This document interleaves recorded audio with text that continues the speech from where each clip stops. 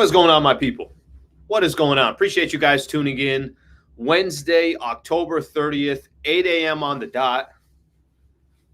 Again, halfway through the week here. Got a lot going on. Still a lot going on in sports. Obviously, there's a lot going on this show. Top of the morning to you. A little cheers here. See a little bit of that steam. I had somebody tell me yesterday. Somebody kind of called me out and be like, "Hey, Slee, what's going on with the steam? Where's the steam from your coffee cup that you were doing earlier?" That's a good point. That's a good point. Whatever you're drinking, cup of coffee, cup of tea.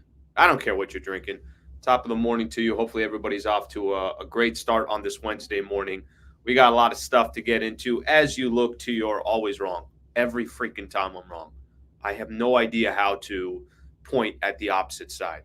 If you look towards my left, your right, I think that's what it is.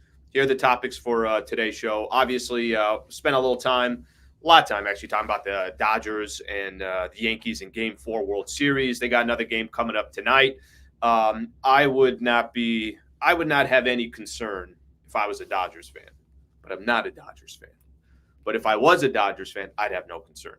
I'll talk a little bit about that. Dodgers very, very strategic yesterday in what they were doing, why they were doing it, what pitchers they were using in a bullpen game. So we'll spend a little time on that.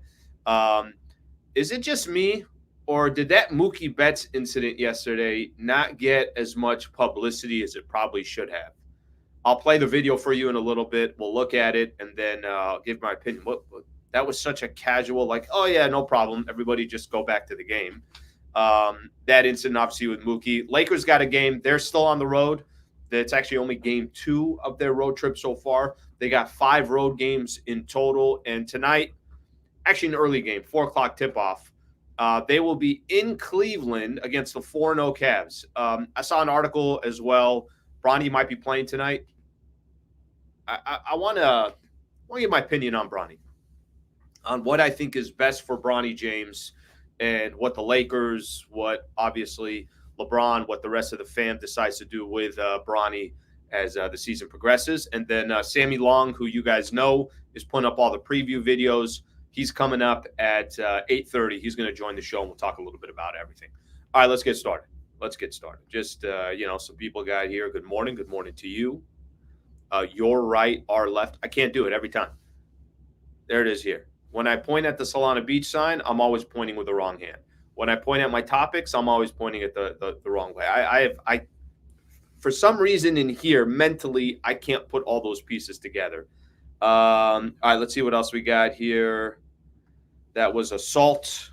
Yankee fans should be charged. We'll get into it. I'll play that video in a little bit. I had no idea what was going on. All right, let's get into it. Dodgers lose last night, 11-4, the final score. Just real quick on the game, it kind of reminded me a little bit of, if you guys go back to that Mets series, Dodgers and the Mets. Dodgers took a 3-1 series lead, and in Game 5, the game that the Dodgers could have wrapped it up in New York, Mets went off. They scored 12 runs. They won that game 12-6. And I'm sure for Mets fans out there, maybe it gave them a little glimmer of hope, even though I remember when that game was going on. And after that game, following that game, I'd be like, I was saying I wouldn't worry too much if I was the Dodgers. It's really, really, really tough to sweep a team in any sport.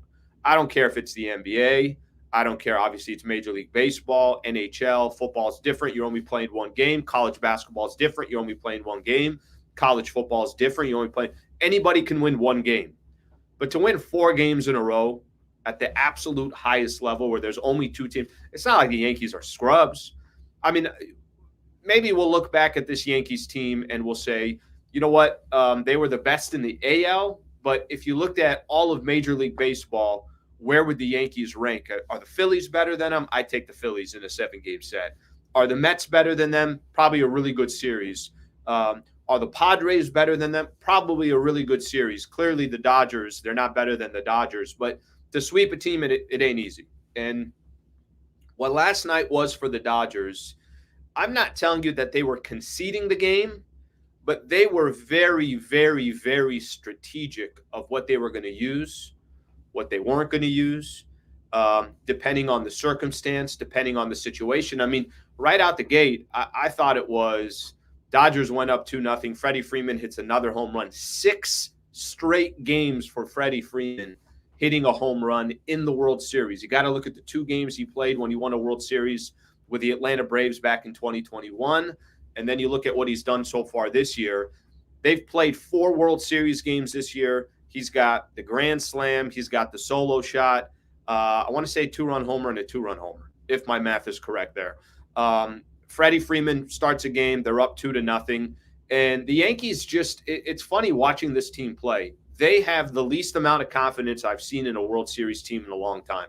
They just feel like they're defeated. Now, can one win change that? Maybe. Maybe there's something here that the Yankees can grow off of. I don't think. I'll make a case here in just a second of why I don't think and what the challenge is going to be for the Yankees. Literally a historical challenge that's in front of them. But give the Yankees credit for one night. Volpe hits the grand slam. Torres hits I want to say a 3-run homer. Wells hits a home run as well. They had guys, and it wasn't the big boys. It wasn't Soto. It wasn't Aaron Judge. It hasn't been Aaron Judge for a long time. It wasn't the big guys that were delivering for the Yankees. It was some of the other players. Like I said, it ain't easy to sweep in any sport, and that's what the Dodgers were trying to do yesterday. But they also knew it wasn't a dire situation. It felt like to me what was more important for the Dodgers than winning yesterday was setting up for today, was setting up for the rest of the series and making sure.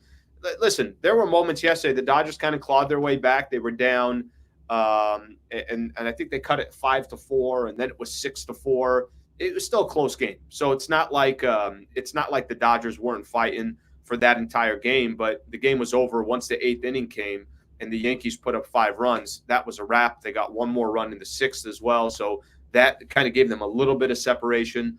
But the point that I'm trying to make here is that I feel like the Dodgers were treating yesterday's game. Clearly, it wasn't a necessity. It was a luxury. And if they found themselves in a close game towards the end and they felt like they could steal it away, awesome. But if they didn't feel like that was the case, Dave Roberts, the rest of that coaching staff, nobody was going to put the Dodgers in a position where they were going to hurt themselves for tonight. Here are the pitchers that the Dodgers used last night: Kasparius, Hudson, Knack, and Honeywell.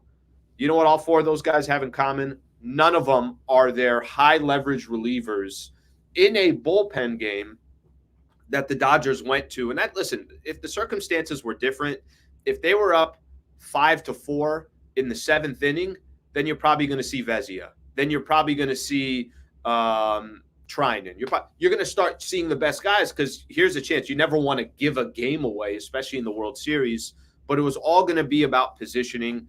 I don't really take much away from that loss last night for the Dodgers. I think, again, I'll go back to it. The Yankees are bound to have a good game. They had it yesterday. The question is going to be the only level of concern that I would have, and, maybe this happens, maybe it doesn't happen. I don't think it's going to happen. The only level of concern I would have is you allowed some of these Yankee players to feel good about themselves. You allowed them for just a second to say, all right, you know what? If I was in a slump, now I feel like I'm in a little bit of a groove. Yankees were patient yesterday at the plate, a lot of walks yesterday, found ways to get on base, and then they actually delivered when guys were on base. Still making mistakes on the what was the – I'm trying to think here who hit it. Was it Wells that hit the double? And it might have been Volpe who was at second that only got to third. Ball was hit off the wall. Mookie Betts made a nice play. But just small little things the Yankees are still making mistakes on, where it feels like the Dodgers have made no mistakes in that regard. But when the dust settled, the series is still 3-1. And I want to kind of paint the picture for everybody of the challenge that the Yankees have in front of them. All right, this is the challenge that the Yankees have. And I think this is part of the strategic move, in part by Dave Roberts and everybody else, saying that, no, we're trying to win Game 4, but we definitely, we are going to be smart about it, and they're not going to put themselves in a position where it was going to affect Game 5. Remember, tomorrow's a day off, so whoever you use today, you can reset if there is a Game 6. I mentioned who the Dodgers used as far as pitchers last night. I mentioned that. And that says it all because it was a bullpen game. Kasparius, Hudson, Knack, and Honeywell. There were some quotes from Dave Roberts. Again, nobody's saying that they're not. Nobody's saying they're conceding the game, but why he didn't use his top relievers? He said it doesn't make sense. Okay. Did the Dodgers consider using one of their top relievers? No. Okay. He's pretty quick on some of his responses. Did Roberts believe the outcome in terms of pitching plan went as well as could be expected? Absolutely. Here's what the challenge that the Yankees have in front of them, and I'm talking about winning a World Series. I'm not talking about winning Game 5. But here's what's in front of the Yankees, and this is how much in the driver's seat that the Dodgers are right now, being up 3-1. First off, 2 of the last 3 games are going to be played at Dodger Stadium. Clearly, when you're playing at home, there's an advantage there. Put that to the side for a quick second. Here's who the Dodgers have left in their rotation, set up for 5, 6, and 7. They got Jack Flaherty, who will start tonight, Game 5, against Garrett Cole. They have Yoshinobu Yamamoto. He would start Game 6. And then potentially, if there's a Game 7, Walker Buehler would start Game 7. Those 3 pitchers combined so far in this series, in the World Series, Games 1, 2, and 3, have given up a total of 3 runs. 3 earned runs. Flaherty gave up a 2-run homer. Yamamoto, I want to say, gave up the solo shot to Soto, and Walker Buehler didn't give up a run in 5 innings. Here's a challenge for the Yankees. You have 3 starting pitchers that have given up a total of 3 runs over the course of the first 3 games. Is there a little bit of an advantage when you see a pitcher? I think the Yankees, seeing Jack Flaherty for the second time will obviously be helpful for them. Seeing Yamamoto for the second time will be helpful. Seeing Buehler, that's going to be helpful. But that means you got to go 7 games to obviously see all those players. You got to go 6 games. No team has ever come back from down 3-0 in the World Series. I read something today. No team has actually forced a Game 6 down 0-3 or 3-0 in a World Series. So that's another challenge that the Yankees have in front of them. Top relievers that are available for tonight's game. Vanda's available. Vezia's available. Trinan's available. Kopech is available. Brazier's available, and Gratterall is available.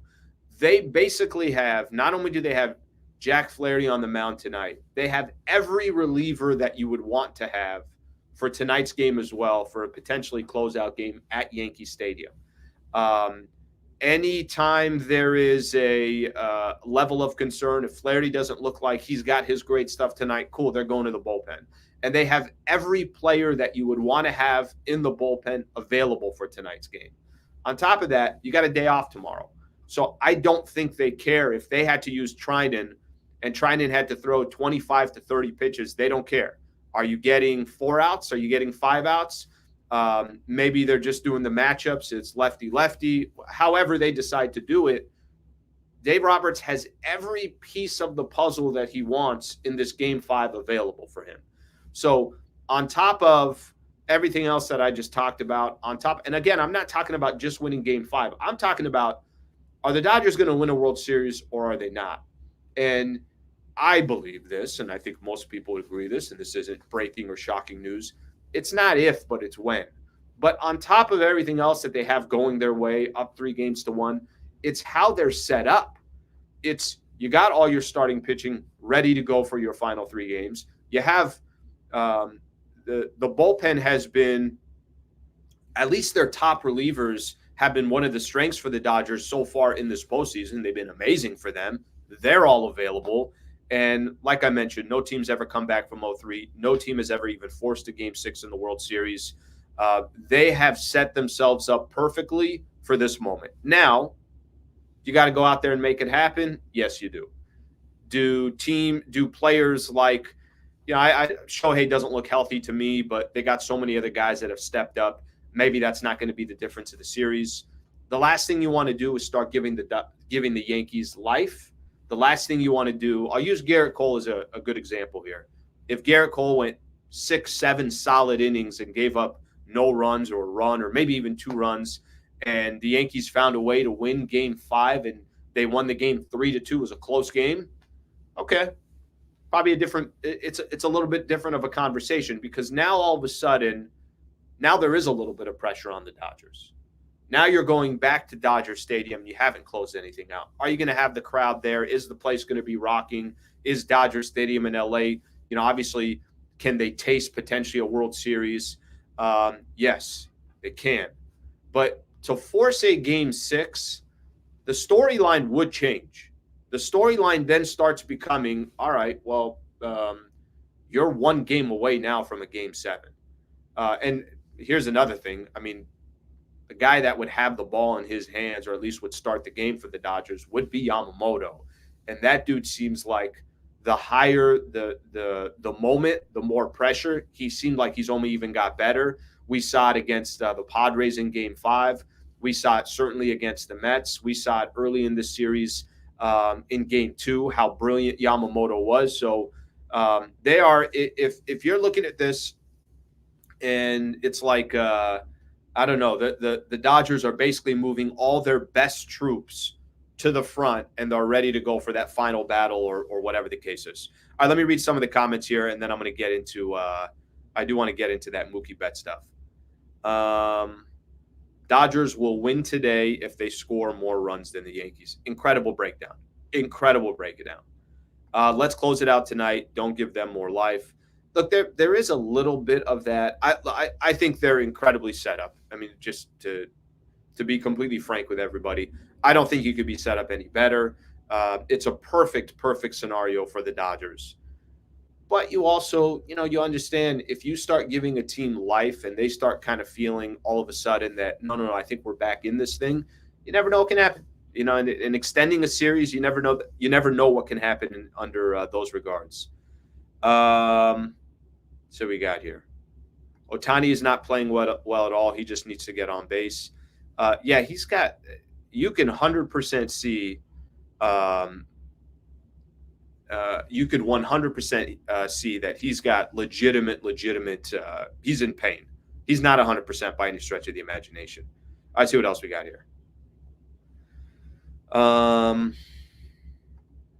Freddie Freeman would be the Jerry West of the World Series if somehow the Dodgers lost. Can I tell you guys this? This guy has been on such a tear. I thought the moment he hit that 2-run homer yesterday, I'm like, yep, that's a wrap. World Series is over. It's just that every time the Dodgers have had a lead, every time the Dodgers have had momentum, it doesn't seem like – they had a stat yesterday. I think in the playoffs when I can't remember exactly what the stat was, but I think they were 8-1 when they scored first. So when they get that lead, how difficult it is to beat the Dodgers, but didn't happen yesterday. And Freddie Freeman's just been just crazy. Izzy, Lakers going 81-1. I will tell you, Izzy, you've been telling me for a long time they were going to start 10-0, and I was like, just kind of relax there. Now you're fugazied. Now nobody can trust what you say now. Feel fortunate that Mookie wasn't injured during fan interference last night. Looked like he was dangling from his wrist/forearm. All right, let's get into that. If you guys got more stuff on tonight's game or more stuff on last night's loss, you can feel free to put that in. But let's get into this Mookie Bet stuff. Let's watch the video together. Let's watch it together, and then I'll comment on it. I certainly got my thoughts and feelings on it, and I'm sure you guys do as well. Let's find it here real quick. All right, here it is. I take a quick watch. By Torres, bats in the corner. Does he have room? Fights with the fan, and they're going to say that it's an out and fan interference. So an out, one gone in this first. It's the second time that Gleyber Torres has hit a ball that has ended up in fan interference in this series. Yeah. All right, you guys see it right there. Let me be very blunt here. What a bunch of dumbasses. Are you kidding me? Are you kidding me? Are those two idiots complete fools? Is one guy literally holding the glove, the left arm of Mookie Betts, while he's trying to make a play? One guy holding it, and the other guy, one's trying to get the ball, and the other guy is holding. What if Mookie Betts hyperextended his left elbow in the World Series in Game 4? In that situation, he can't go the rest of the series. I actually really believe there was not enough of a big deal made about this. what a complete dumbass. I mean, I don't know how else to describe it. I don't know how else to talk about it. I don't know how else to.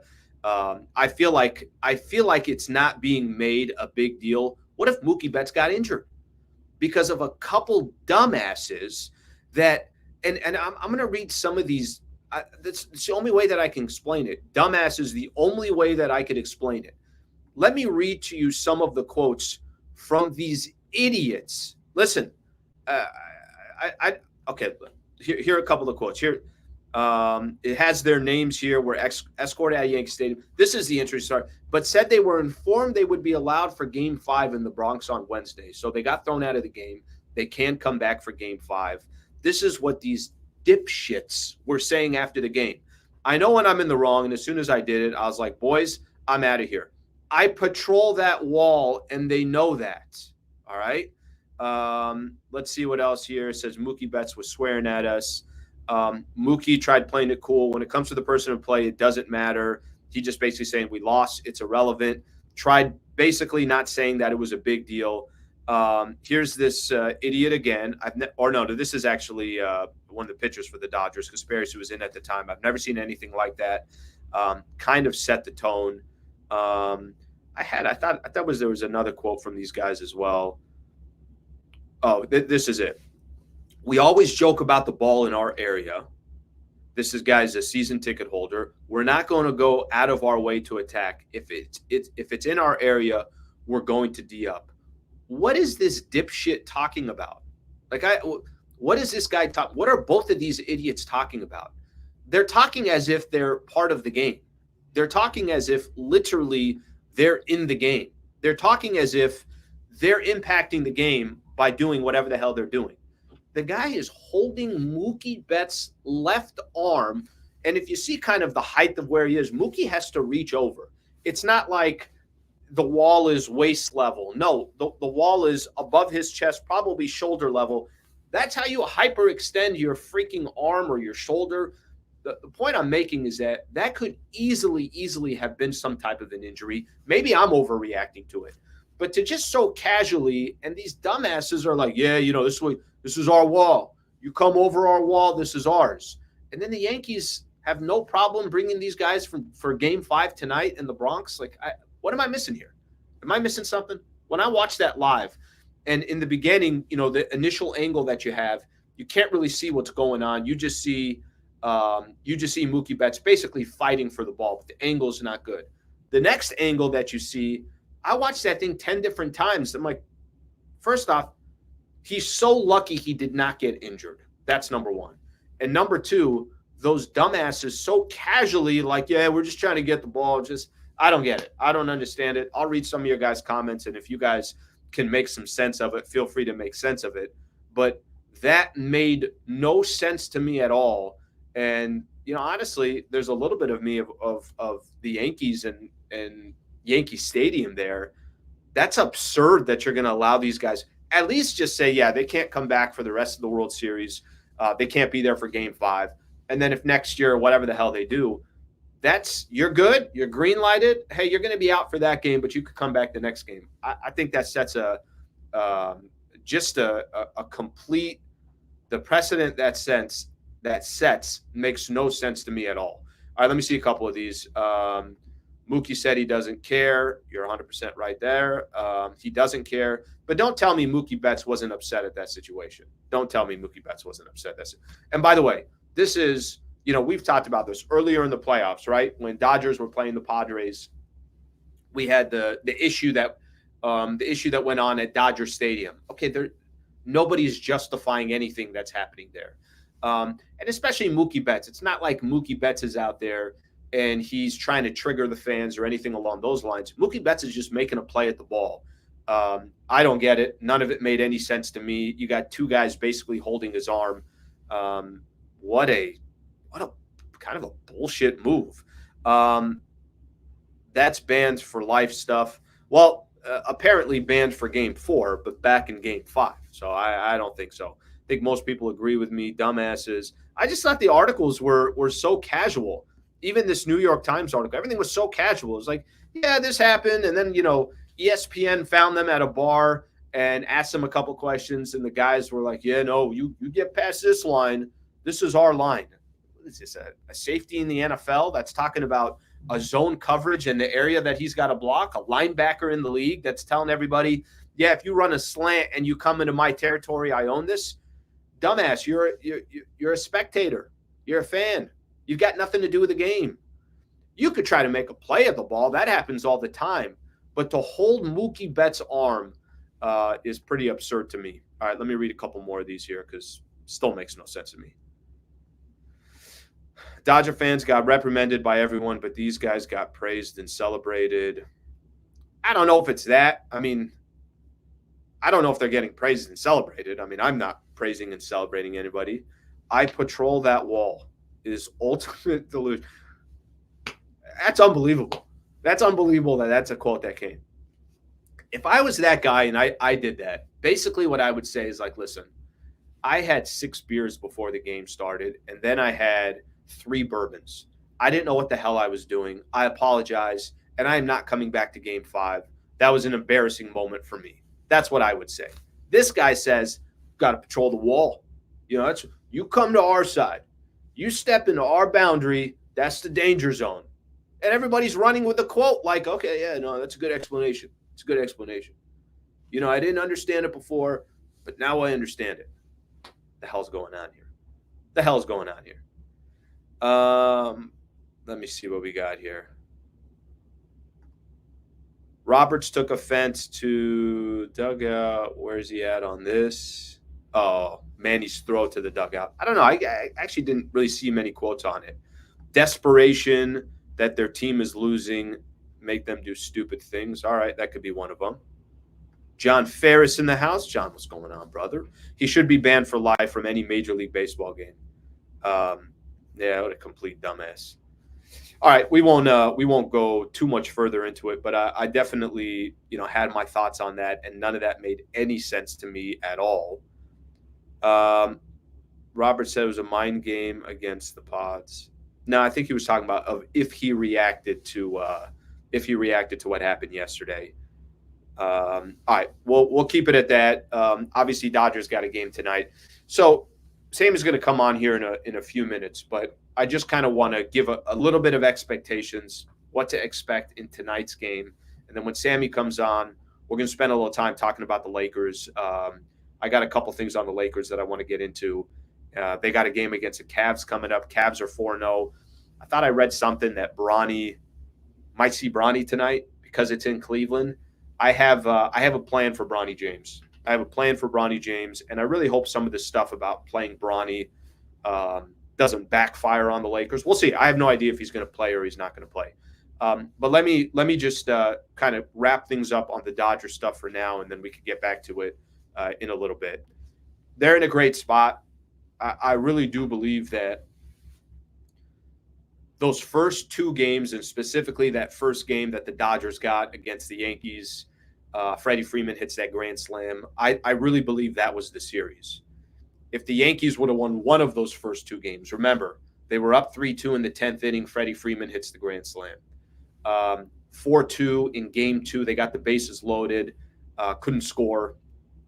Game ends 4-2, and Dodgers obviously walk away in just an excellent position because they took the first 2 games.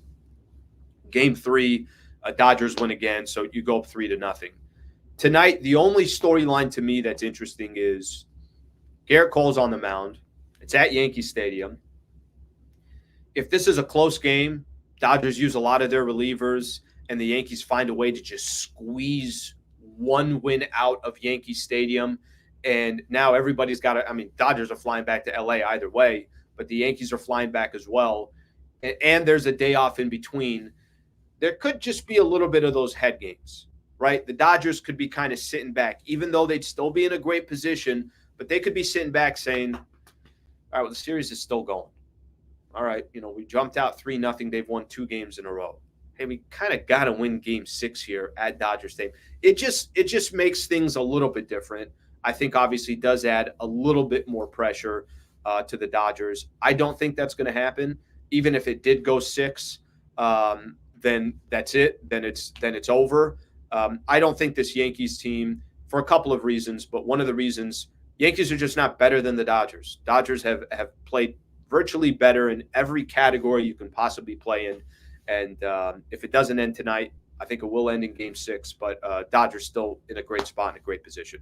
All right, let me bring on here my buddy, man that is working, is grinding, making things happen. Sammy Long, what is up, brother? What is going on?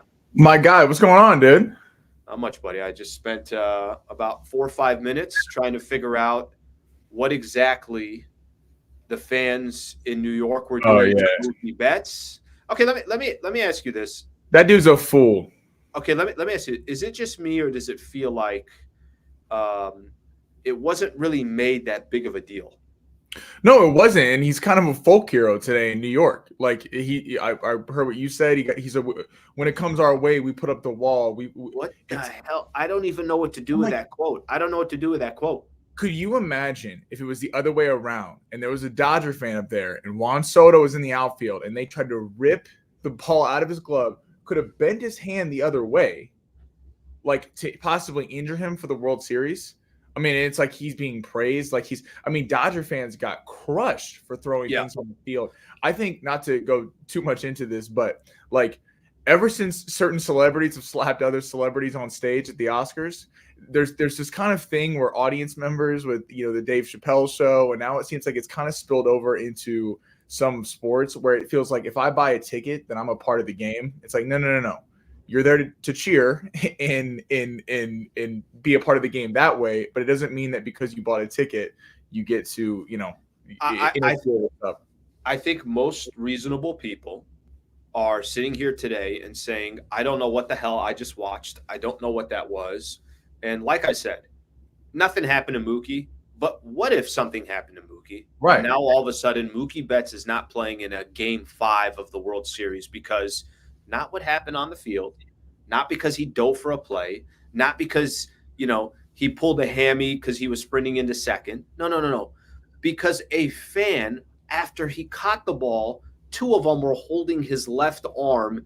And again, I talk the height of the wall. So it's not like the wall is not at his waist, so it's no problem. The guy could have easily hyperextended. Anyways, however you want to describe it. And I don't know how. I just felt like it was a very casual thing, no big deal. And I don't even think of, well, what if this was the Dodgers, or what if it was? I don't even think of that. I just think of these 2 dumbasses that were being quoted as if they were heroic, like you mentioned. So doesn't make any sense to me. What's going on? How you doing? Doing good, man. How about you? What you enjoying the show? Love my little coffee with Alan Slewa every morning. Yeah, 8 a.m. 8 a.m. Get a cup of Joe and sit back. So okay, let's start. I spent a lot of time on the Dodgers and the Yankees already. I do want to shift gears and talk a little Lakers, but at the end, I'll get your opinion on a couple Dodger questions that I have for you. All right, so Lakers lose their first game of the season. Not a big deal. I heard your preview video last night that you posted. For those who don't know, before every game, Sammy is posting a video that's just kind of getting you ready for the upcoming game. I know you give a little bit of your thoughts for the previous game as well, so you can catch those Lakers preview videos on the channel. They lose to the Suns. World's not going to end. It's their first loss of the season. But what were some of your takeaways from that loss? Number one, I love JJ Redick's response. I thought his post-game press conference was great. We all know he's been good behind the mic. He took a lot of the blame for that loss. I actually don't think a lot of it was on him. I do think at the end of the game they got to figure something out. With the Suns clearly saw something in that they could switch Gabe Vincent onto Kevin Durant at the end of the game off Rui Hachimura. And that's just not even fair to Gabe Vincent. Gabe Vincent is just, in terms of size and athleticism, cannot guard Kevin Durant. That's not a winning. Nobody can, right? Even if Rui was on him, even if AD was, right. Now you're putting a guy that's basically a foot shorter than him. Yeah, I mean, and there's no chance. So I'm curious to see tonight about Donovan Mitchell. Donovan Mitchell obviously is not as tall as a Kevin Durant, but I really, because they clearly saw that on tape probably and are going to try to do it. JJ Redick really took a lot of the blame. I love what AD said. He said he was, quote, like pissed after the game, like probably took the loss hardest than anyone. And he started 3-1. Again, the Suns are a good team. The Lakers had just beat them the Friday before. It's in Phoenix. It was a close game. LeBron obviously did not have a good night. We don't expect that to to keep happening. But yeah, I think there's some things to take away. But first game of the road trip, I don't expect that to continue. They look good. Okay, so you said something about Bron and said that he had a bad game, but he should be just fine. I know we do this every year, but I think it's important to just watch Bron a little closer this year. Okay. He's 3 of 14. He had 11 points. He was minus 17 in the plus minus, and he had to play 36 minutes in an L against the Phoenix Suns. Okay, it happens. You have bad games. The one thing that doesn't typically happen for Bron almost did not get to double digits, which hasn't happened since 2007, if it wasn't for that 3 towards the end of the game. The one thing that I will say is every single year we keep saying, well, I think he's going to slow down, right? And he doesn't. And he slows down in different phases. His defense is not the same. I'm not telling you Bron can give you his 36 minutes that he played. It's not the same value of 36 minutes that he was giving in 2016, 17, 18. But just a reminder here. And again, I would really keep an eye on LeBron over the first 30 games. I'm very curious if he has more games like this than he's had in the past. Vince Carter is the only player in the history of the NBA to play 22 seasons. Bron is in his 22nd season. Vince Carter in his 22nd season was playing 14 minutes a night, averaging 5 points and 2 rebounds. That's normal. First off, it's not even normal to get to 22 seasons. Yeah. He had a game against the Kings a couple nights ago. That's a game, the Saturday night game. 32, 12, and 10 or 32, 14. Yeah, I can't remember. Yeah. It was vintage LeBron. He was hitting his shots. He went through that stretch to start the fourth quarter where he literally was doing everything, whether he was scoring or dishing the ball. I'm not going to tell you that the 3 for 14s and 11 points and the minus 17 and the plus minus is going to happen every night. But doesn't that have to happen more frequently? Yeah, I think it does. I think if LeBron can obviously be effective, and he can have a game like he did the other night against the Kings anytime because he still has that athleticism, still has that talent and everything. They've been talking about it for years. It's important that he's not the main focal point. That's what I think is so exciting about the season so far is that Anthony Davis really seems to have unlocked something so far and has been the go-to option. LeBron, though, has to realize, like when he talks about, I don't want to be the number one option. He said after the Kings game, I believe, he's like, I can't be expected to score 16 points in a quarter every quarter. If I can do that for one quarter, I can do that, but not every single one. I think the worst thing that happened to the Lakers the other night was when LeBron hit that 3 because it was kind of like, oh, I'm back now. And he kind of took too many shots at the end of the game. I know it's easy to say, who else do you want the ball in the hand? But it really felt like the offense was moving when it was going through Anthony Davis and then letting LeBron facilitate and distribute. And then it kind of felt like it dissolved too. And JJ Redick mentioned this post-game, everyone's staying around, get out of the way, and let's have LeBron do something. And he just didn't have it the other night. And it seemed like the wrong night to do that. Especially given his shooting struggles. So if he just recognizes this and realizes that, hey, I'm not 31 anymore. Like when I'm on, and I'm going to take over for small bursts. But Anthony Davis needs to be the go-to guy at the end of the game. I will say this, and I do like that JJ mentioned it, 14 points in the second quarter, and he said basically everybody was stagnant, and Bron, I thought, was forcing shots. I like that he mentioned all that because there's a part of me that is – as this season progresses, it's going to be up to JJ Redick, specifically JJ, I think, first, to basically put this team in a position where, okay, Anthony Davis got to go take a breather. That's just going to happen. 9 minutes into the first quarter, he's going to go take his breather, and he's probably going to come back with 9 minutes left in the second quarter. If you start playing hero ball in those situations, and this is LeBron, who either doesn't have faith in some of his other teammates or JJ Redick is not demanding, we got to run an offense here. And Rui's got to get involved, and D'Lo's got to get involved, and Reeves has got to get involved. That's the part, too, that I think is going to be fascinating to watch because I think it's actually a good thing what happened in game against the Suns. I think it kind of highlighted, it's not – you can't just have Anthony Davis dominate every single game. There's going to be times when he's not in there. Right. And when he's not in there – you better run some type of an offense because if you don't, you're going to allow the Phoenix Suns to go on the run that they did. And I talked about this in my preview video last night. There's this great Twitter account called Grandest McBasketball, but he kind of highlights Laker in-depth stuff. and he talked about a stat: shots created for teammates per bad pass turnover within half court play. So how many shots are you creating for guys versus turning the ball over? 80 hasn't had a bad pass turnover in half court play. Braun 20.5, D'Lo 17.5. Then it drops off. Then Max Christie actually at 9, Jackson Hayes at 8, Austin Reeves at 8. Then there's a drop off. Connect at 4, Rui 3.5, and Gabe 2. So you see what happens is the top 3 guys are making a lot of shots for their players. I think D'Lo doesn't get enough credit for that sometimes. It's easy to criticize D'Lo's defense, but he does create so many opportunities because of his shooting stroke on the offensive side of the board. I just think the bench is not creating shots, and I'm going to give Dalton Connect a pass because he's a rookie. It's his, he's only played 4 games. Rui has been really good so far. Gabe Vincent, I think, has really got to step up. It can't just be Gabe Vincent, Max Christie. One of these guys has to be a legit scoring threat off the bench, because it has felt like there's been a lot of – I don't get it. They both have a lot of talent, especially it's more disappointing from Gabe Vincent because he's the oldest. He's the most veteran. He's getting paid the most of all these guys. These guys can't just come in and be standing around and ball watching, and then you're going to need Anthony Davis to score 35 points a night, and LeBron can never have a 10-point game. They got to contribute. Yeah, I think that's the one thing that I'll be watching. It's like as this season progresses, if you're depending 100% on Anthony Davis, not a good thing. AD is going to give you what he's going to give you, but there's going to be times where he's going to be out of the game. Or he's going to have stretches where either he's struggling or he's just getting rest. But the Bron portion of it, if it's basically, hey, if Bron has a bad shooting night, Lakers are going to lose. If Bron has a good shooting night, Lakers are going to win.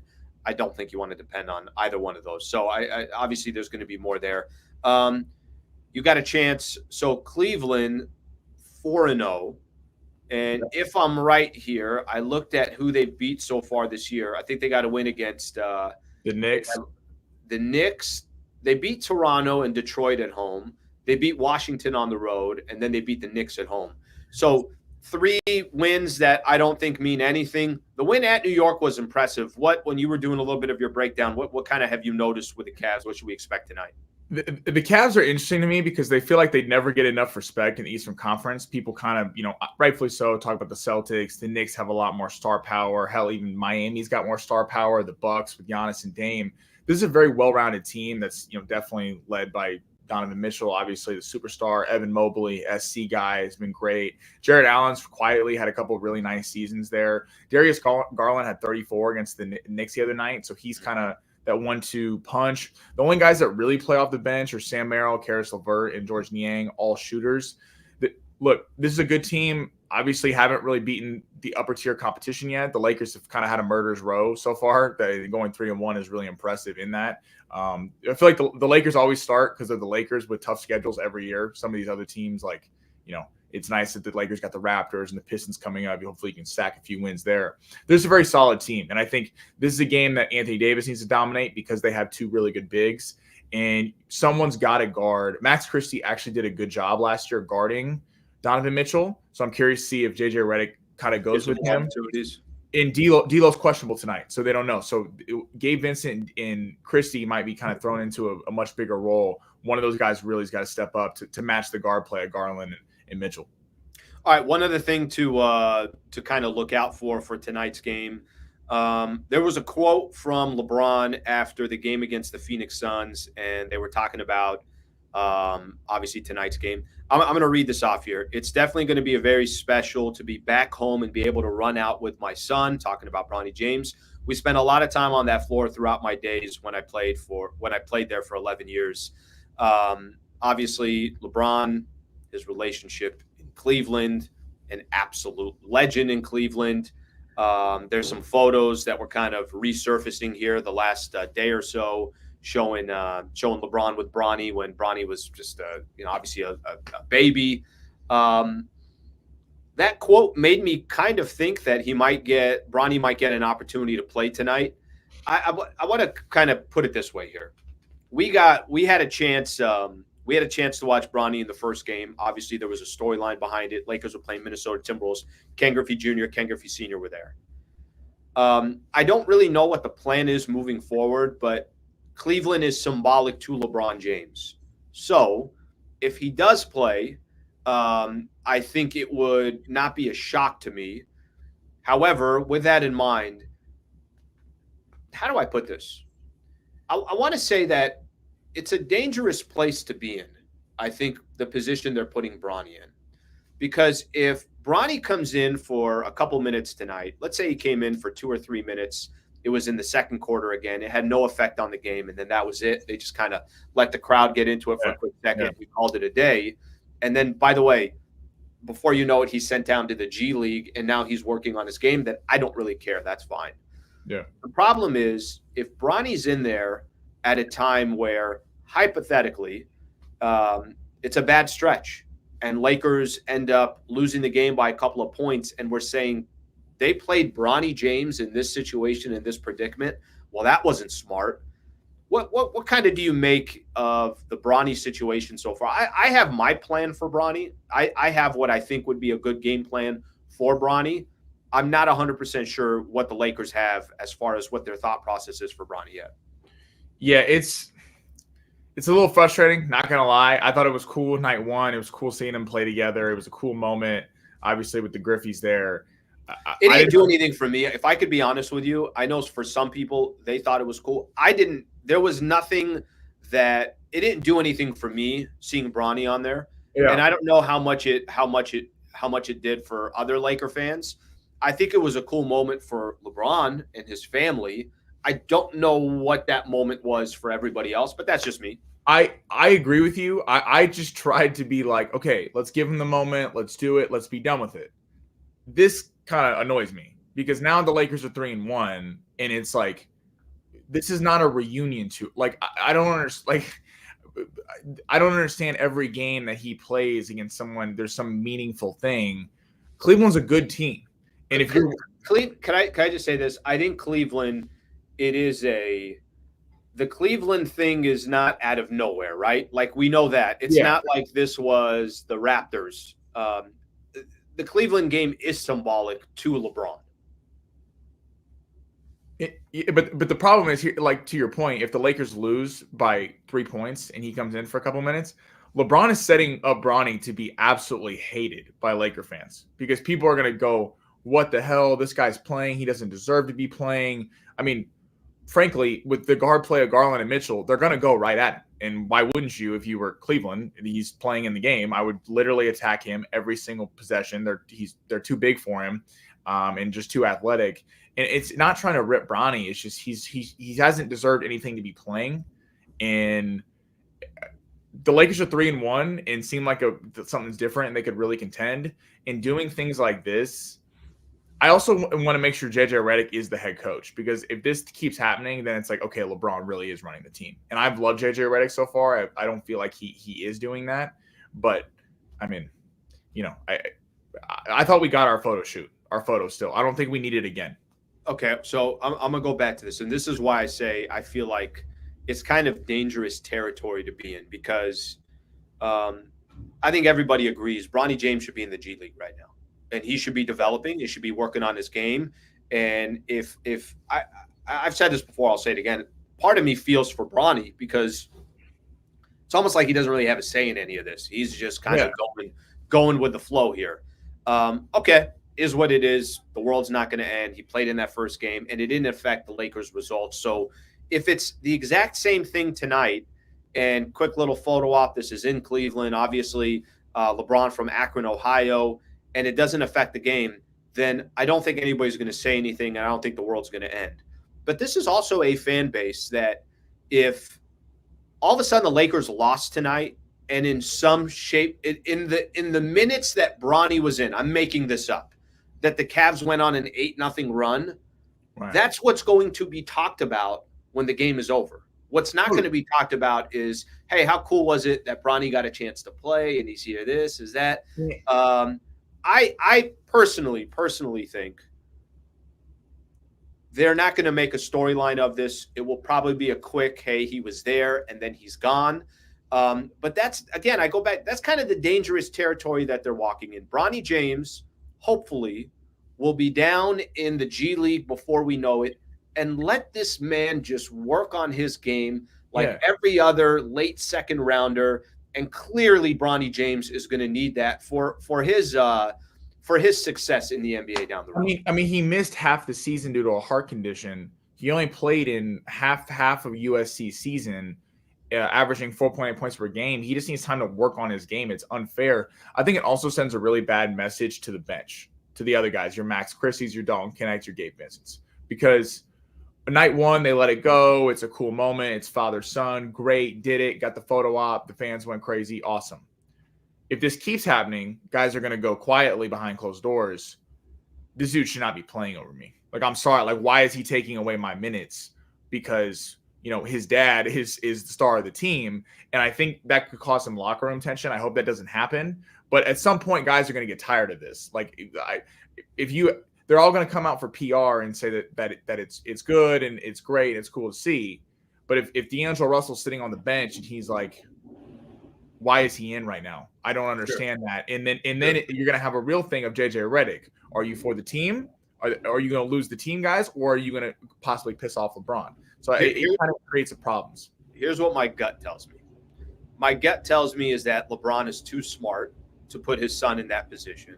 Yeah. My gut tells me that JJ Redick understands that this is also a fan base that, they're not too crazy about getting too cute. At the end of the day, they want to win basketball games, and teams off to a 3-1 start. A lot of people are optimistic about the start. So I don't think it's going to linger. I don't think that this is something that we're going to continue to talk about through the season. But the fact that it is a little bit of a conversation, because there are reports that are saying that it seems like he is going to play. I read you the quote from LeBron. I think the quote from LeBron makes it sound like, maybe he doesn't play. Maybe it's just as simple as him saying they're walking out of the tunnel together and that's all they care about. Maybe that's the case. But I think you and I both are on the same page of this, and I feel like there's a lot of people. Part of me feels bad for Bronny. I just don't know how much of a say Bronny has in all this stuff.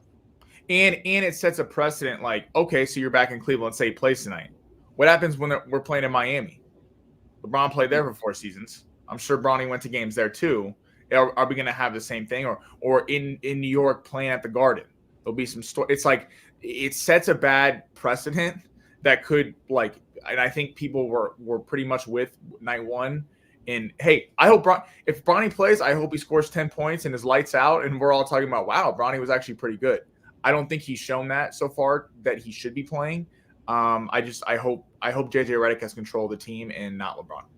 What I hope for more than anything else is I just don't want this guy to be in a position where he gets playing time, the game ends, people are looking at, hey, his plus minus was minus 10 in 4 minutes of play, and the Lakers lost the game, and then that all of a sudden becomes the storyline. Okay. So Lakers, Cavs, that's an early tip-off. It's going to be at 4 o'clock. Still 4 games left on this road trip. Right after the game, post-game show right here, so you guys can feel free to hang out. Lakers post-game show here on Hoops Talk, so I'll be breaking it down. Sammy, I know you're a big baseball fan as well. You're watching these World Series games, obviously Dodgers and the Yankees. I still think the Dodgers are in an unbelievable spot. The fact that the relievers they used yesterday in a bullpen game, the fact that they're up 3-1, the fact that they still got Flaherty, Yamamoto, and Buehler. They got all their high leverage relievers available for tonight's game. Oh, by the way, you get a day off even if they didn't win tonight. Just your thoughts on tonight's game specifically. Banda's available, Vezia's available, Trinan's available, Kopech, Brazier, Gratterall, kind of go down the list. What do you think of tonight's game? Kind of put yesterday's game to the side, this game alone. Well, I think yesterday's game sets tonight up, like you were mentioning. The guys that pitched yesterday between Kasperius, Hudson, Knack, and Honeywell, none of those guys would be pitching in a Game 7. If there was a Game 7 and they were going down the roster, none of them would be pitching. Maybe Daniel Hudson, but he's really struggled this year. So Dave Roberts was smart. The worst thing that could have happened to the Dodgers yesterday was the Dodgers came back, and then they burned Trinan, they burned Kopech, and all these guys, and then they lost the game. And then you're looking at tonight, and you're needing Flaherty with another vintage performance. Jack Flaherty was excellent. I also think something lost in Game 1, that even though Garrett Cole only gave up 1 earned run, the Dodgers were hitting him. The Dodgers, Shohei got one of the track, Mookie got one of the track, I believe Teoscar got one of the track. So there were a few things that I remember on the broadcast. Those might go out at Yankee Stadium. So it wasn't like Garrett Cole was getting so much swing and miss that like the Dodgers can't. Like going back to the Padres series, the Dodgers looked lost against Yu Darvish. Yu Darvish looked like he was pitching just on another planet against them. I didn't get that sense with Garrett Cole. I didn't feel like that. Jack Flaherty's also very good, and you're going to have the full bullpen tonight. You're going to have the full bullpen on Friday, and then a Saturday is a Game 7. You might see Jack Flaherty go an inning if it got there. You would see, and I also think the Dodgers will have. Let's say you want to give them the pitching matchup tonight. They have their ace Garrett Cole. Fine, you think they're going to win. Which let me say, I thought coming into the series, Garrett Cole had to win those starts. And if he didn't, now all of a sudden, and the way it's played out so far, that is the difference. The difference is they didn't win Game 1. The game Garrett Cole pitched, they didn't win. And I know it came down to, went to the 10th inning, Freddie hits the grand slam. But him not winning Game 1, it's 2-2 or 3-1. Dodgers obviously in the driver's seat, but keep going what you were saying. Yeah, and you know, Rodon and Schmidt got absolutely touched up by the Dodgers. And maybe they make adjustments, but the Dodgers clearly were able to hit that. The Dodgers would have a pitching advantage certainly on Friday with the Dodgers ace, Yamamoto. And Walker Buehler, I think, needs some respect because he has been outstanding. I know people crushed him all year because he really wasn't pitching well, but he's been great. Even the Padre game when he gave up 6 runs, there were 2 errors, one by Freddie Freeman, one by Miguel Rojas, and then there was the 2-run Tatis blast. So he didn't even pitch that bad in that game either. I think the Dodgers are sitting in a good spot.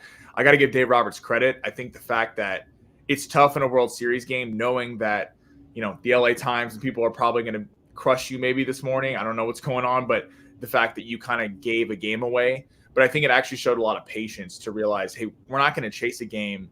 The Yankees are a good team. It was probably tough to expect a sweep. No, if you would have asked the Dodgers before the series started, you're going to be 3-1 going into Game 5, they would have taken that completely. 100%. They wouldn't even have thought about it.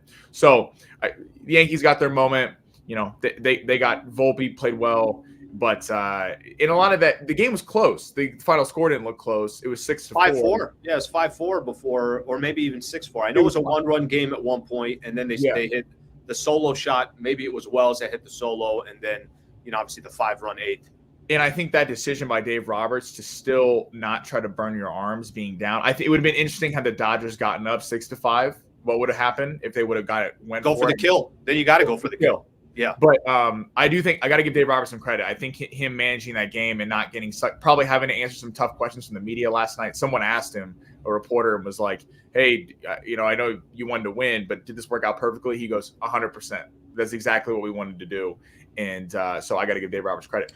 Well, and he's made, it's felt like so far, he hasn't made a wrong move in this postseason. So I think if anybody wants to question Dave Roberts, probably not this playoff run. You can question him in other moments, but I don't know of what he's really done. I don't feel like he's done anything wrong so far in the playoffs. You still got to get one. Let me paint out a quick scenario for you. Let's just say close game tonight, Yankees pull it out 3-2, 4-3. And now you're going back to Game 6 at Dodger Stadium. Do you think still in the driver's seat, still got, you know, Yamamoto, who's also been very clutch in big moments? I mean, that dude just seems like, it doesn't matter at all if there's a lot of pressure or there isn't a lot of pressure. But do Dodger fans start feeling a certain way that, okay, well, that's 2 games in a row that the Yankees have won, and you're 1 loss away from Game 7? Just hypothetically, if they lost tonight, what's the psyche you think for the Dodgers, even Dodger fans? I think everyone's, you know, it's the World Series. You're going to be nervous. I mean, it's like you're always like because, you know, of course they're pushing on the broadcast. Fox wants the Yankees to win tonight. They won a Game 7. They don't want this to end. They're talking about how, you know, I mean, there's something different. I kept hearing, I like John Smoltz, but I kept hearing on the broadcast last night, he's like, there's something different when you get that one big hit and it changes the series with Volpe. I'm like, yeah, okay. Well, yeah, like if they win tonight, I could see it happening. I do think the Dodgers will win tonight and close it out, but that's a tough ask to go into Dodger Stadium and win 2. That crowd's gonna be going crazy, and some of those blasts, like you were saying, wouldn't have been home runs at Dodger Stadium. I guess that applies to the Dodgers as well. But I do think the Dodgers are in a good spot. It was a tough task to ask them to sweep. I didn't think that was going to happen last night. Sure, but yeah, and then obviously Game 7 would be kind of, you throw everything out. But I still think even then the Dodgers would have the pitching advantage, even though they probably bring Garrett Cole in for an inning. I think the Dodgers are in a good spot. Sammy, great stuff, buddy. All right, so we got Lakers and Cavs tonight. Preview video is up right now, so if you guys want to go kind of get a little bit more information before the game starts, Sammy's got you covered. It's on the channel. He posted it last night. He'll come back tomorrow with another preview video. What do they got? Toronto on Friday? Toronto on Friday, and then Detroit Monday. Detroit on Monday. Great stuff, buddy. Thank you for coming on. Thank you, guys. Appreciate it. See you on. All right, Sammy. All right, that's Sammy Long right there. Great stuff from him. Okay, let's get ready to kind of wrap up the show here, but I do want to read some of your comments here. I got a couple people not that confident in Jack Flaherty. I don't really know why. I mean, I will tell you this. If Flaherty is kind of – I know his second go-around with the Mets, he got beat up. What, he give up 7-8 runs? I think that was the Game 5 that I was talking about earlier. But all hands on deck for the Dodgers. Marquise Cooper, guys better not get tired of Bronny playing 2 to 3 minutes. This man has logged 2 minutes and 41 seconds this season.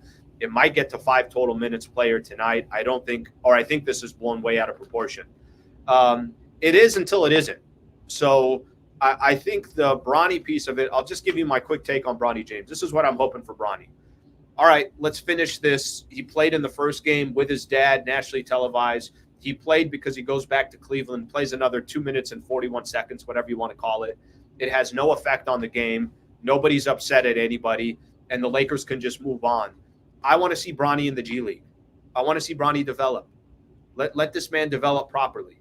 Let him, like most late second rounders who are not going to get playing time or meaningful playing time in the NBA, especially on a team that's competing this year, go down to the G League and go get your reps in. I think that's the best thing that can happen to him. I think it is blown out of proportion until it's not.